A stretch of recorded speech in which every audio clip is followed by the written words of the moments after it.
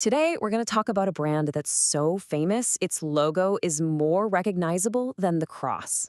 I'm talking, of course, about McDonald's. But the story of how it all got started, well, it's almost definitely not what you think. Just to give you an idea of the sheer scale we're dealing with, look at this number. That's roughly what McDonald's pulls in revenue every single year. It's a staggering figure, and it's the result of a story that started, believe it or not, incredibly small. You heard me right, barbecue.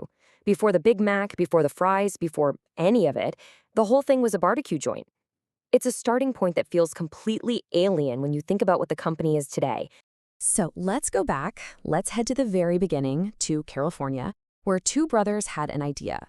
But it wasn't the idea that would end up conquering the world.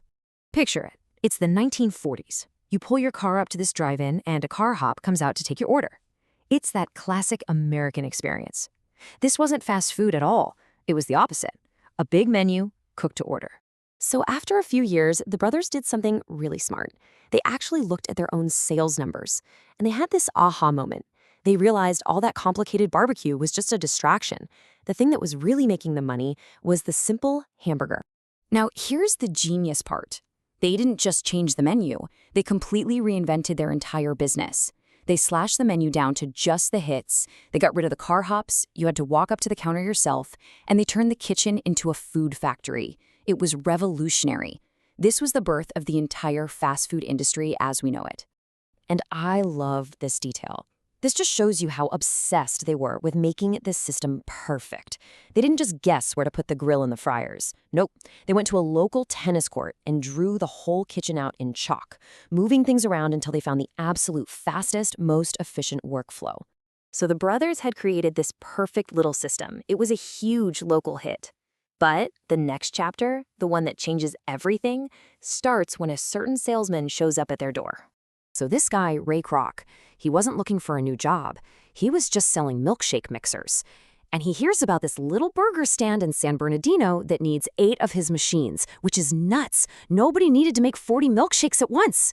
So he drives out there to see it for himself, and when he sees the lines of people and the speed of it all, he realizes he's not looking at just a restaurant. He's looking at the future. And this is where the big conflict comes in.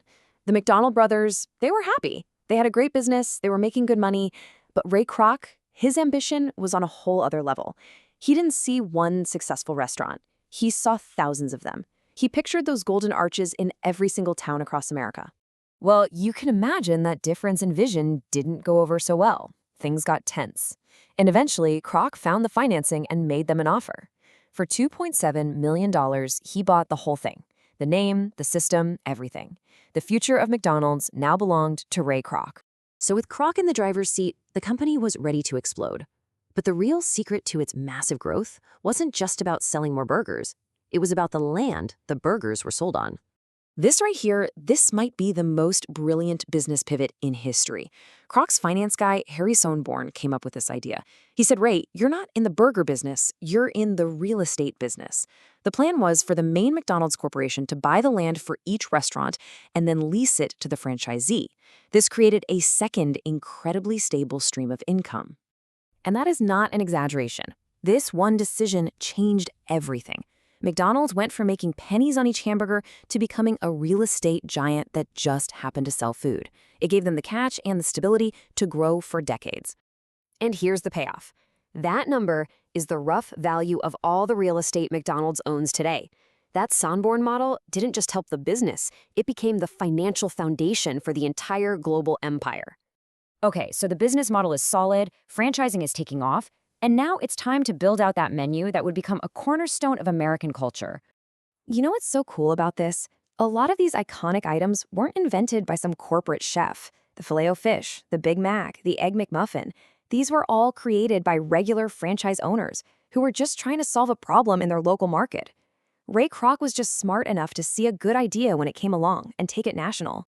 Of course, a guy like Kroc wasn't going to stop at the border.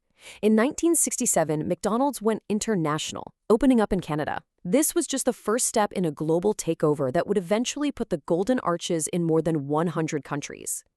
And that brings us to the McDonald's of today, a company that is somehow both completely American and at the same time surprisingly local.